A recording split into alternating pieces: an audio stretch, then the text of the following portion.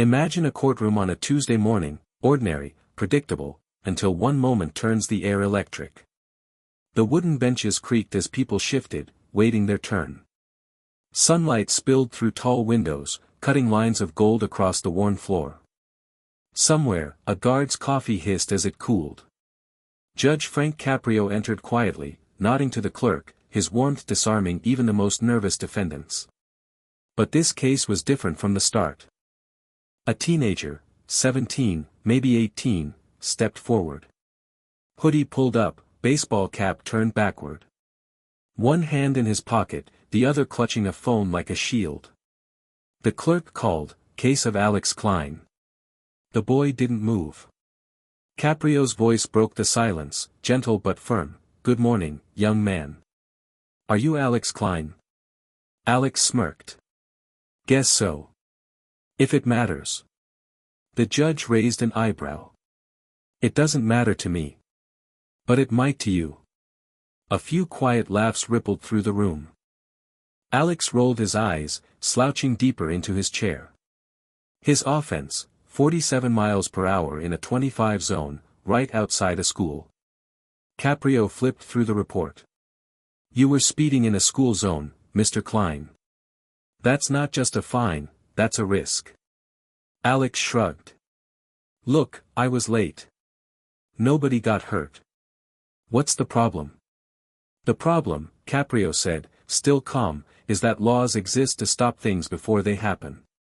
Alex smirked again. "Laws are for old people afraid of living." The room froze. A whisper rolled through the back rows, a sharp intake of breath, a few murmured, "Did he really just say that?" Caprio didn't flinch. His expression didn't change. "Old people, you say?" he asked, tilting his head. "Yeah," Alex said. "People who sit around pretending to help but don't actually do anything. Like you." A gasp swept the courtroom. Even the guard straightened. Someone muttered, "Oh, he's done." But Caprio didn't raise his voice.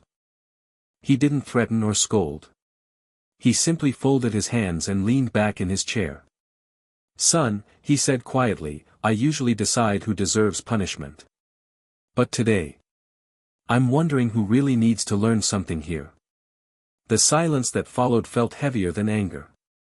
Even Alex shifted in his seat, uncertain. Caprio's tone was almost too calm, the way a storm sounds before it breaks. The judge spoke again, slower now, his words deliberate. "You think rules are for people weaker than you. You think respect is a joke. But you might be surprised what life does to young men who believe that." Alex rolled his eyes again, but this time his confidence faltered.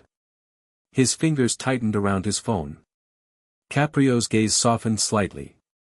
"You're not the first teenager to sit there thinking the world owes you a pass. But every man who's stood here before you has learned the same thing: the world doesn't give passes. It gives lessons."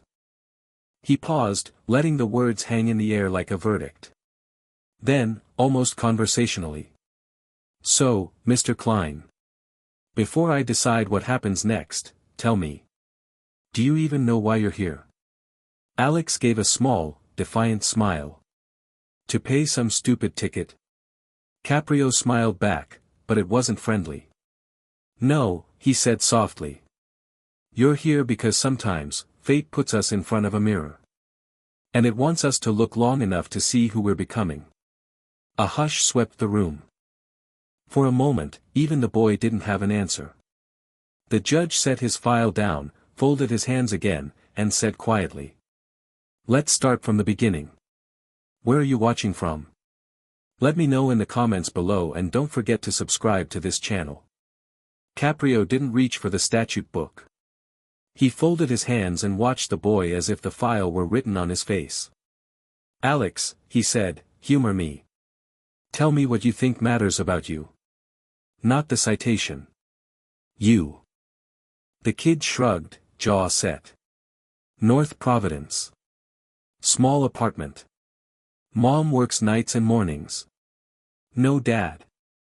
I get myself to school. I get myself everywhere. I don't need a sermon. A few heads turned. Caprio's voice stayed level. Self-sufficient, then. Yeah, Alex said, eyes flicking to the phone he finally placed face down. I make my own calls. And the bills that follow those calls? Caprio asked. Do you make those too? Silence. The boy's cheek twitched. My mom handles it. So you don't do it all alone, the judge said, not unkindly. You choose. She pays. The line found its mark. Alex's bravado faltered. You don't know what it's like, he fired back, too fast. You sit up there like life just opens doors for you. Something small shifted in the judge's eyes, more memory than anger. You're sure you know how my doors opened? Alex blinked. The room listened. Caprio let the quiet breathe before he continued. You say you're late, you speed, no one is hurt, end of story. But there's always a beginning you don't tell. What did your morning look like? The real one. The boy's shoulders dropped a fraction. Alarm at 5. Bus cards empty. Mom's uniform still wet on the hanger. I took her car because she was asleep on the couch. I figured I could make it back before she woke up. I didn't. And the school zone? I thought I could shave a minute, he muttered. Everybody does it. Everybody, Caprio repeated softly, as if testing the word's weight. Everybody does not carry your mother's rent in their rearview mirror. Alex stared at the floor. The court's ordinary noises, paper, shoes, the faint hum of the vents, seemed to retreat. You told me a moment ago I pretend to help, the judge said. What would helping you look like? The kid swallowed. Not lecturing me. I'm 20 minutes older than your worst lecture, Caprio said, almost smiling. I'm asking a question. Alex dragged a hand across his cap brim. I don't know. People back off. Stop treating me like I'm a problem to fix. And if the problem isn't you, Caprio said, but the story you're telling yourself about who you have to be? Alex frowned, uncertain. When I was your age, the judge added, voice low, there were nights I mopped a hallway and ate dinner from a paper bag. I didn't have a car to borrow. I had a floor to finish before the bus quit running. No one handed me a bench. I earned a chair one night at a time. The boy glanced up, searching his face for mockery and finding none. You don't need pity, Caprio said. You need a better question. Not, how fast can I get away with this, but, who pays when I don't slow down? He tapped the citation with one finger, a gentle metronome. Right now the answer is your mother. Alex's mouth opened, then closed. A thin defiance still clung to him, but it had lost its footing. Caprio eased back. We can talk about penalties. We will. But if we don't talk about the morning that made your choice, you'll leave here with a receipt and nothing learned. The boy nodded once, almost imperceptibly. Good, the judge said, softer now. Because I don't intend to send you out as you came in.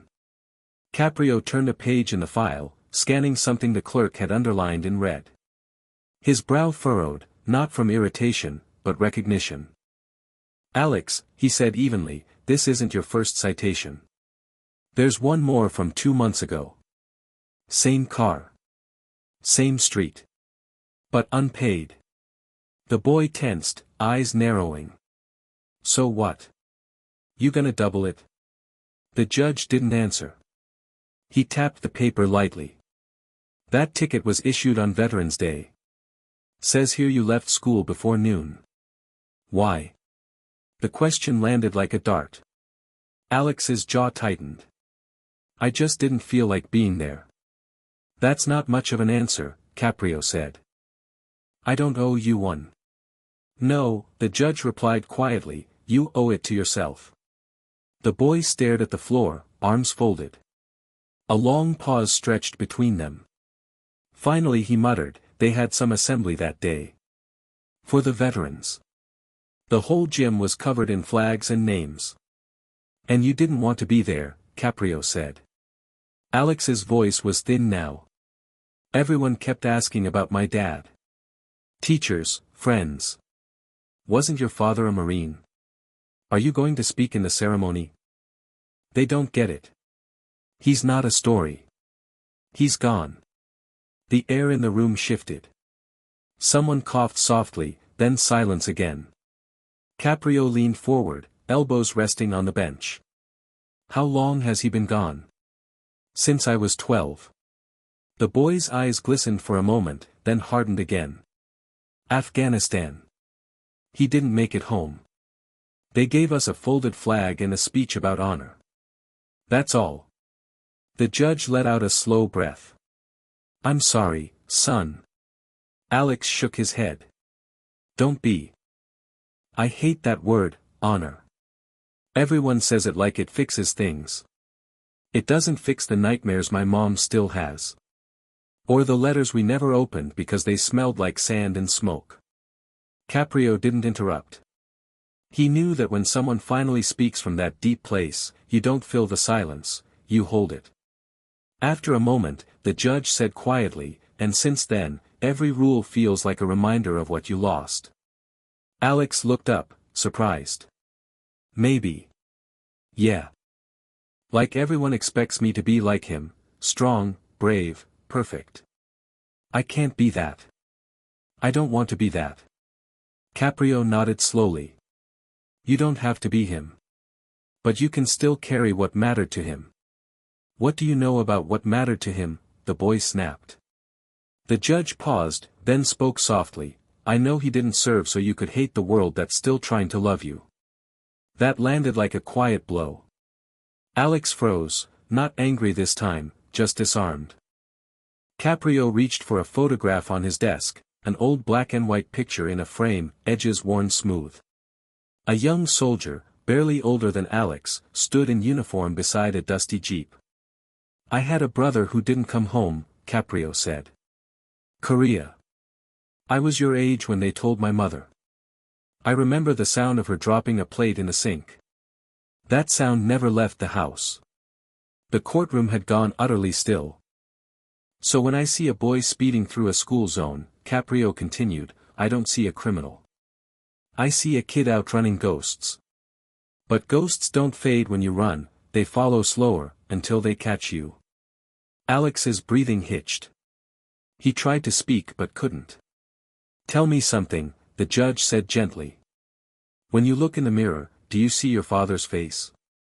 Sometimes, Alex whispered. Then honor him differently, Caprio said.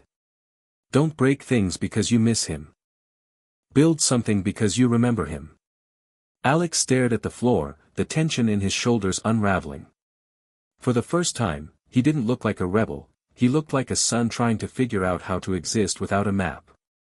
Caprio leaned back, voice quiet but steady. I think that's enough for today. We'll reconvene tomorrow morning. The gavel never struck. It didn't need to. The silence itself was judgment, and mercy. For a long moment, Judge Caprio said nothing. The courtroom had fallen into a silence so deep that even the creak of the wooden benches felt intrusive. Somewhere in the back, a bottle cap clicked open, the only sound in a room full of people holding their breath. Finally, Caprio spoke. His tone wasn't judicial anymore. It was human. Alex, your father sounds like he was a good man. Alex's shoulders stiffened. He was a hero, he said, the words coming out sharp, defensive. But I hate when people say that. Because I'm not him. I'm not a hero. I'm just, he stopped, eyes darting away. I'm just tired of everyone pretending I should be. Caprio nodded slightly, as if he'd expected that answer. And that's why you hate anyone who reminds you of him. Teachers. Police. Me. Alex exhaled through his nose. Yeah. Maybe. You sit there in that robe, and everyone listens like you're some kind of king. My dad would have hated that. You'd probably tell him what to do, too. There were a few murmurs in the gallery. Someone whispered, oh, no, the clerk froze mid-note. But Caprio didn't bristle. Instead, he rose slowly, reached toward a shelf behind the bench, and picked up a small wooden frame. He held it in both hands for a moment before turning it toward the boy. Inside was a faded photograph, a much younger Frank Caprio, in uniform, standing on a sun-bleached tarmac beside other soldiers. His eyes in the picture were the same, calm, steady, almost defiant. "I did serve," the judge said quietly. "Army. Long before I ever wore this robe. My son served too. Different war, different time. And every night he was deployed, I prayed I'd never get the knock you and your mother got." The sound that followed wasn't applause or words, it was silence with weight, like air thickening in the room. Alex stared at the photograph, his expression uncertain. The arrogance that had fueled him for half the morning seemed to falter. "I didn't know," he murmured. "Of course you didn't," Caprio said.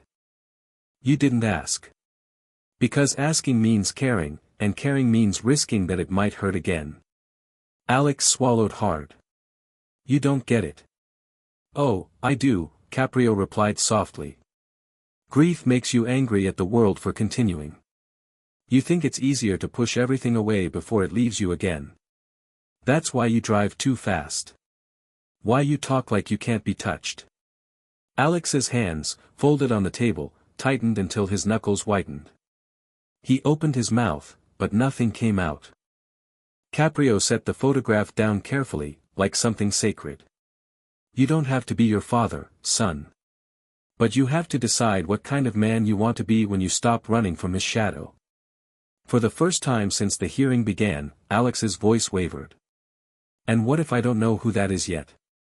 "Then that's your first honest answer today." The judge stepped away from the bench and came closer, his steps unhurried.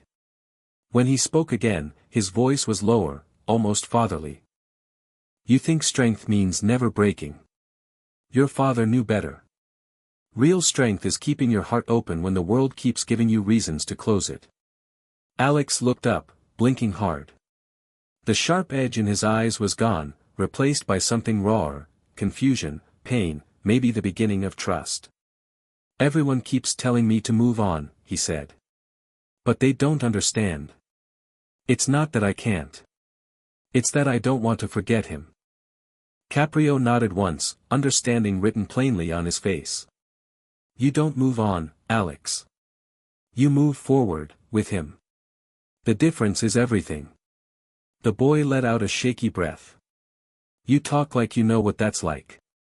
The judge smiled faintly. "I do. You think I put on this robe because I liked rules? No. I did it because once, I lost someone who taught me what rules can't, that fairness isn't about punishment. It's about remembering what people are capable of when someone believes in them." The clock on the wall ticked softly. Caprio turned the photo so it faced himself again, brushing a thumb across the glass. "Your father fought for a world where people like me could sit in rooms like this and listen. So let me do him justice, by listening to you." Alex's head dropped into his hands for a moment, not crying, just trying to breathe through the storm that had suddenly broken open inside him. Caprio waited, patient. Then, quietly, "You said you hate when people call your father a hero. I understand. But I think he was. Not because he fought, but because he left behind someone still fighting to find meaning in what he did. That's you." Alex looked up again, this time, his voice barely above a whisper. "I don't deserve that." "Maybe not yet," Caprio said gently. "But you will." The boy gave a small, uncertain nod. The walls of defiance that had towered all morning were gone, replaced by a silence that felt almost holy.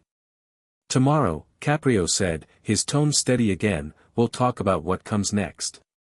For now, go home to your mother. Let her see your face, not the mask you wear when you're angry, but the boy she's been waiting for." Alex hesitated. "Why are you being nice to me?"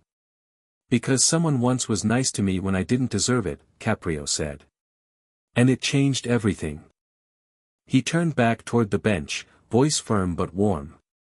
"Court is adjourned until morning." The gavel struck, One clean sound that echoed through the room like a promise. The next morning, the courtroom was quieter than usual. No whispers, no rustle of papers, only the sound of the clock counting down seconds. Alex was already there, sitting alone in the front row. His hoodie was gone. He wore a plain shirt, clean but wrinkled, as if he'd ironed it himself that morning. Judge Caprio entered, nodded briefly, and took his seat. "You came early," he said. Alex gave a half smile. "Didn't want to be late." Again. The faintest trace of amusement flickered in the judge's eyes. "Progress already." He gestured to the clerk. "Let's begin." The boy's file was open on the bench, but Caprio didn't look at it. "Alex," he said, "you broke the law. That's not in question. But I've been thinking about something more serious, what you broke in the people who care about you." Alex straightened, uneasy. "Your mother pays every fine," Caprio continued. "She shields you from the consequences, not because she's weak, but because she believes one day you'll see what she sees, a boy worth saving." The words hung in the air, heavy and kind at once. "She just doesn't want me to end up like my dad," Alex said quietly. "She's scared." "No," Caprio corrected. "She's grieving. Fear fades. Grief lingers. When you lost your father, she lost her anchor, and now she's trying to hold both your world and hers together. That's not fear, son. That's love working overtime." Alex looked down. "I thought she was just pushing me." "She pushes because she remembers what standing still costs," the judge said. "When a parent loses someone, they start measuring time differently, in risks, not minutes. Every time you speed, she relives the call she prayed she'd never get again." The boy's hands tightened in his lap. He whispered, "I didn't know." "Now you do," Caprio said softly. He reached for another document, scanned it, and paused. "There's something else here. That earlier fine, the one you didn't pay. It was cleared." Alex frowned. "My mom said she couldn't afford it." "She didn't pay it," Caprio said. "Your school did." The room reacted, a ripple of murmurs. The judge read from the note attached to the file, "From Ms. Langley, your homeroom teacher. This student isn't disrespectful. He's hurting. He doesn't know how to ask for help." Alex froze. "She paid it?" "She did," Caprio said. "And she didn't want credit for it. She only wrote, 'He deserves one more chance to believe adults can care without judging.'" The boy's mouth opened, then closed again. His voice cracked. "She's always on my case. I thought she hated me." "Maybe she just refused to give up on you," Caprio said. "That's what caring looks like. It's not always gentle. Sometimes it sounds like frustration. But it's still love, Alex, from her, from your mother, even from a judge you tried to insult." The faintest smile ghosted across Alex's face. "You're really not letting that go, huh?" Caprio chuckled softly. "Not yet. But I think you're starting to understand why." The tension in the room shifted, no longer sharp, but fragile. The people watching leaned in, not from curiosity, but from a quiet hope that something good might come of this. Caprio leaned forward. "The law says I can fine you. I can suspend your license, put points on your record. But none of that will reach what's broken. So here's what I'm going to do instead." He paused, letting the silence do its work. "You'll go home today and talk to your mother. You'll tell her the truth, not the version that hides behind anger.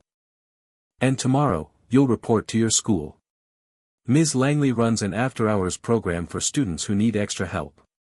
You'll assist her for 1 week." Alex blinked. "As punishment?" "As a beginning," the judge said. "You want to prove you're not your father? Start by protecting someone instead of hurting them." The boy nodded slowly. "All right." Caprio smiled faintly. "Good. Because redemption isn't given in this room. It's earned outside of it." He closed the file, the sound of the paper crisp against the quiet. "Court is adjourned," he said, tapping the gavel once, not as an ending, but as permission to start over. A few weeks later, the courtroom looked the same benches, same light spilling through the windows, but something in the air felt lighter. Judge Caprio sat reviewing files when the clerk whispered, "There's someone asking to see you." He looked up. At the door stood Alex, a little taller somehow, cleaner cut, wearing the same nervous half-smile he'd tried to hide before. "You again," Caprio said, leaning back. "Did you miss the place?" Alex chuckled softly. "Actually, yeah. I came to say thanks." The judge gestured for him to approach. "So, how did our agreement go?" The boy took a breath. "I worked with Ms. Langley's group. Helped younger kids with homework. At first, they wouldn't even look at me. Then one of them asked if I was in trouble. And what did you tell him?" "I said I used to be." Alex smiled faintly. "But I'm learning how not to be." Caprio nodded, hands folded. "That's a good answer. Sounds like something your father would have said." The boy hesitated, then pulled something from his pocket, a small dog tag on a chain. He placed it on the desk. This was his. "I used to wear it when I was mad. Now I think I should stop carrying it like a weapon." The judge's eyes softened. "You sure?" "Yeah. I think he'd want me to earn it, not hide behind it." Caprio picked up the tag, turning it between his fingers. "You know, the army has a saying, you serve until the mission is complete. Maybe this was your mission, to learn how to live without losing who you came from." Alex's voice lowered. "I thought you were just another old guy with rules. Turns out, you're kind of, right." "That might be the first time anyone said that to me this month," Caprio said with a grin. Then, quieter, "So, what's next for you?" "I'm applying to the youth volunteer program downtown. Maybe teach some kids to drive, the right way this time." The judge laughed, a warm, genuine sound. "Now that's redemption I can get behind." Alex turned to leave, then paused. "Judge?" "Yes, son." The boy's smile widened. "You were wrong about one thing." "Oh. You said I wasn't my father. But maybe. I am, just in a different way." Caprio looked at him for a long moment. "Then I think your father would be proud." As the door closed behind Alex, the judge sat still for a moment, the dog tag resting on the bench beside his papers. He whispered, almost to himself, "Sometimes justice isn't about punishment. It's about helping someone remember who they are." The sound of the clock ticked softly in the background, steady, patient, like time giving a second chance.